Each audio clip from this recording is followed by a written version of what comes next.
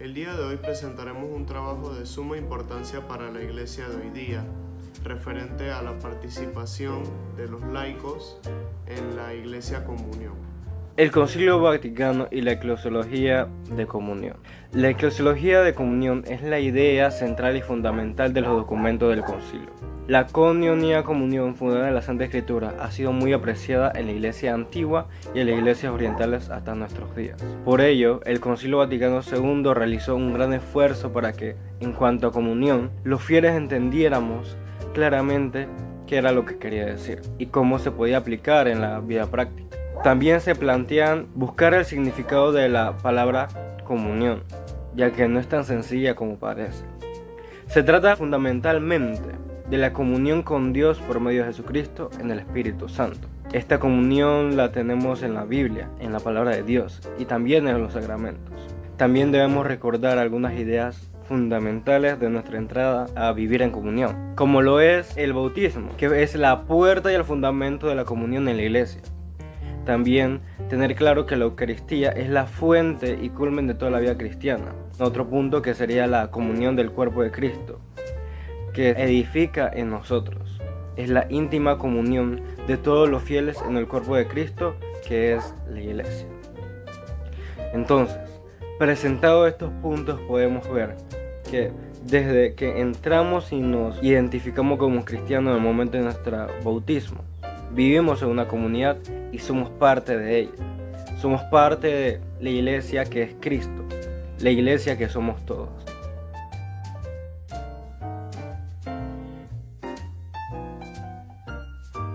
Una comunión orgánica, diversidad y complementariedad.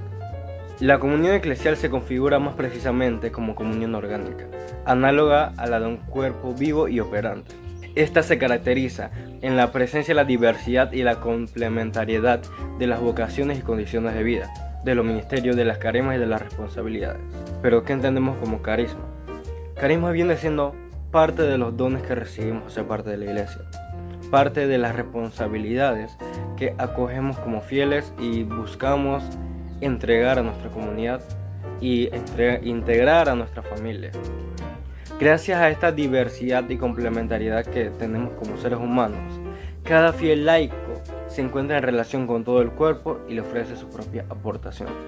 ¿De qué manera?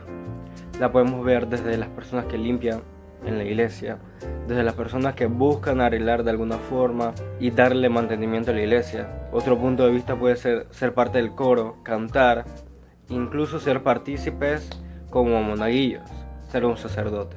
Podemos ver que todos somos diferentes, pero todos somos necesarios para cumplir diferentes tareas.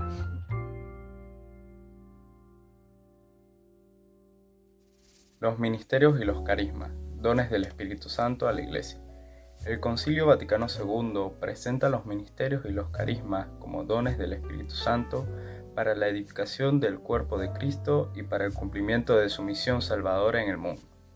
La Iglesia, en efecto, es dirigida y guiada por el Espíritu, que generosamente distribuye diversos dones jerárquicos y carismáticos entre todos los bautizados llamados a ser, cada uno a su modo, activos y corresponsables. Consideramos ahora los ministerios y los carismas con directa referencia a los fieles laicos y a su participación en la vida Iglesia Comunión.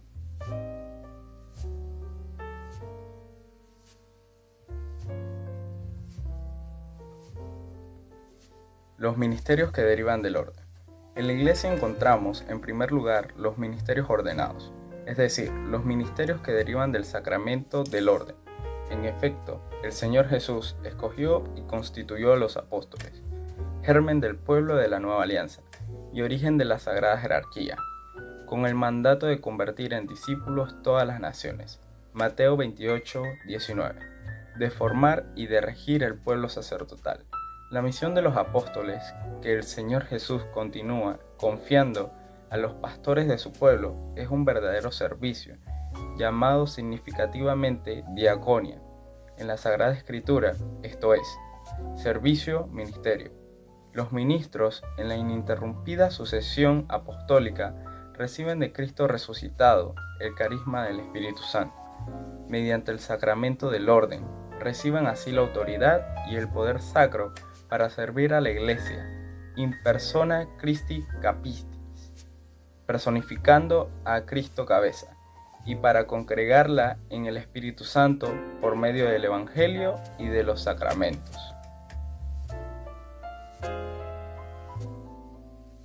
Se tiene una idea de que la función del laico es cumplir con la construcción de la Iglesia de Cristo a partir de acciones meramente civiles, es decir, a partir del trabajo honesto, la vida en familia, el matrimonio, el descanso y de la asunción de ciertos problemas a partir de la paciencia. Lo cierto es que la misión de la Iglesia no solo es llevada a cabo por autoridades eclesiales como sacerdotes, obispos o el Papa, sino que los laicos, o nosotros, los cristianos, contribuimos a la construcción de la Iglesia a partir de nuestra vida civil, a partir de hacer sociedad, a partir de cumplir con nuestras vocaciones, con el trabajo, o nosotros con estudiar. Algo que todo cristiano debe saber es que cuando la Iglesia lo estime necesario, o cuando la Iglesia no encuentre una persona autorizada para hacerlo, los pastores o los ministros pueden encomendar a los fieles laicos tareas que usualmente requieren la aplicación del orden sacerdotal. El Código de Derecho Canónico escribe: donde lo aconseje la necesidad de la Iglesia y no haya ministros, pueden también los laicos, aunque no sean lectores ni acólitos, suplirles en algunas de sus funciones, es decir, ejercitar el ministerio de la palabra, presidir oraciones litúrgicas, administrar el bautismo y dar la Sagrada Comunión.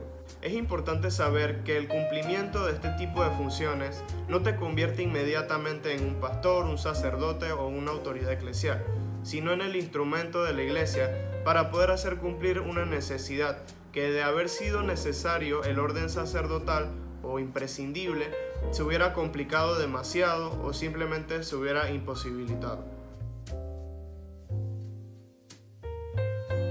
Sabiduría, ciencia, fe, discernir los espíritus, milagros, profecías, diversidad de lenguas e interpretación son los denominados carismas. Pero, ¿a qué se refiere? Los carismas son dones del Espíritu Santo. Por ello, se les exige a quienes lo hayan recibido a que estos cooperen en su diversidad y complementariedad para el bien común. Los carismas, aceptados con gratitud, brindan riqueza y gracia a todos. Los laicos también poseen carismas y estos los deben poner al servicio de los demás, ayudando así a difundir la gracia que Dios les ha otorgado.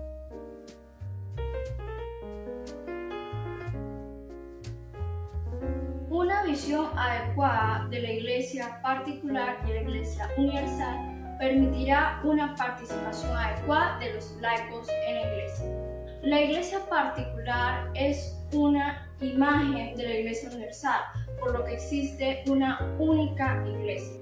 Los laicos deben tener sentido de pertenencia a participar en concilios, ya que estos responden a la cooperación, diálogo y necesidades de las ciudades y zonas urbanas.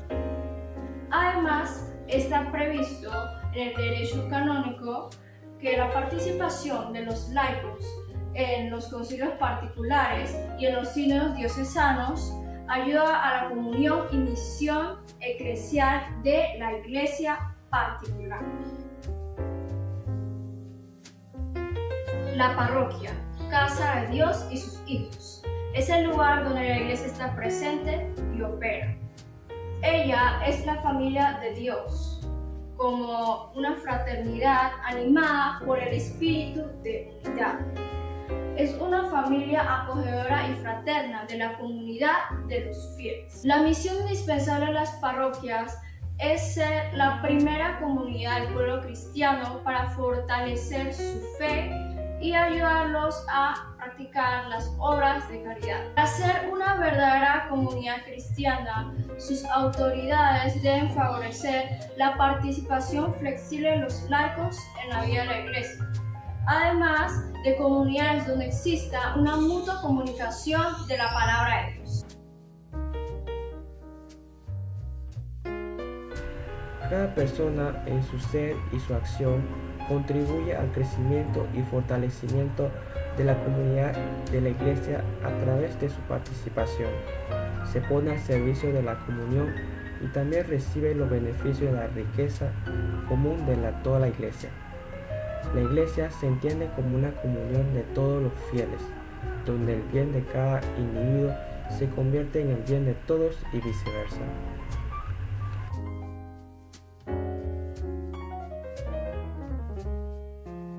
Formas de participación en la vida de la iglesia. Los laicos, los sacerdotes, los obispos, todos nosotros somos miembros de la iglesia y la construimos, pero cada uno la hace a su manera, ya que el llamamiento de Cristo es único y repetible como cada uno de nosotros. Es decir, Él nos llama personalmente y cada uno en nuestras conciencias sabemos en qué podemos serle útil a Cristo. Cada uno está llamado a hacer algo, a cumplir con una vocación, con un oficio, y a partir del cumplimiento de ese oficio de manera honesta y de manera cristiana, estamos haciendo iglesia.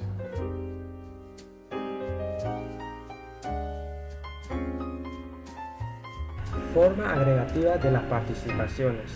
La comunión eclesial, ya presente y operante en la acción personal de cada uno, encuentra una manifestación específica en el actuar asociado de los fieles laicos, es decir, en la acción solidaria que ellos llevan a cabo participando responsablemente en la vida y en la misión de la iglesia.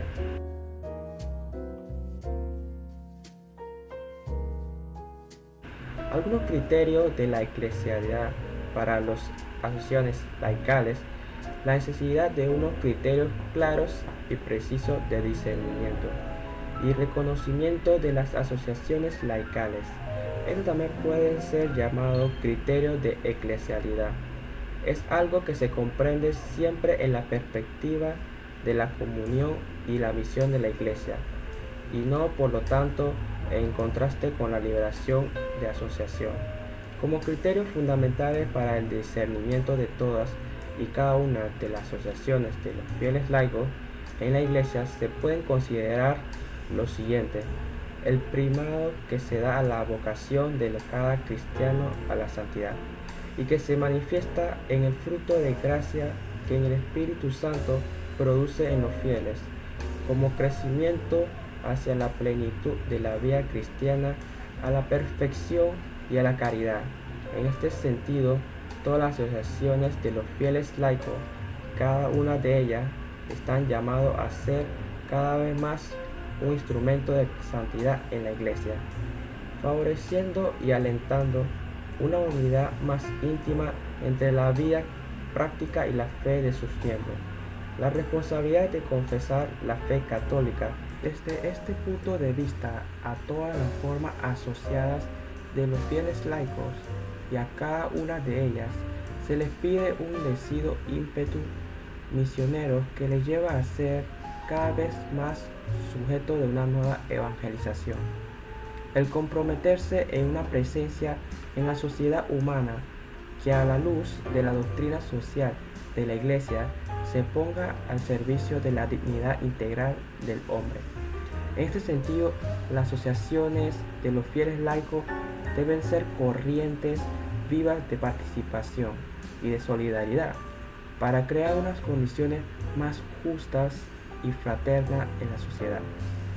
Los criterios fundamentales que han sido enumerados se comprueban en los frutos concretos que acompañan la vida y la obra de las diversas formas asociadas, como el renovado gusto por las oraciones, la contemplación, la vida litúrgica y sacramental, el estímulo para que florezcan vocaciones al matrimonio cristiano, al sacerdocio ministerial y a la vida consagrada, y esta disponibilidad a participar en los programas y actividades de la iglesia pueden ser a nivel local, también puede ser a nivel nacional o ya sea a nivel internacional.